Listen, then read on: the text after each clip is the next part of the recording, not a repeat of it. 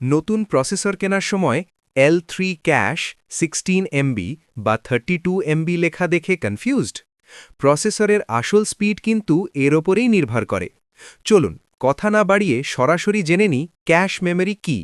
Cash হল কম্পিউটারের সবচেয়ে ফাস্ট মেমরি, যা প্রসেসরের একদম ভেতরেই থাকে। ধরুন প্রসেসর হলো একজন রাঁধুনি আর আপনার র্যাম হলো বাজারের থলে।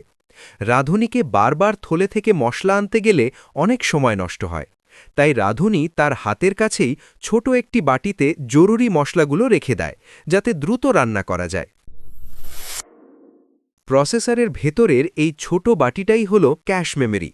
আপনি পিসিতে যে কাজগুলো বারবার করেন, প্রসেসর সেই ডেটাগুলো র্যামে না খুঁজে নিজের ভেতরের এই ক্যাশ মেমরিতে সেভ করে রাখে। ফলে কাজগুলো চোখের পলকে হয়ে যায়।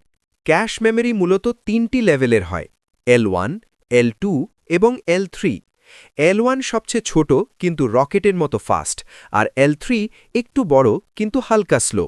তাই প্রসেসর কেনার সময় সবসময় বেশি ক্যাশ মেমরি, যেমন 16 এমবি বা 32 এমবি দেখে কিনবেন। আপনার প্রসেসরের ক্যাশ মেমরি কত এমবি? টাস্ক ম্যানেজার চেক করে কমেন্টে জানান।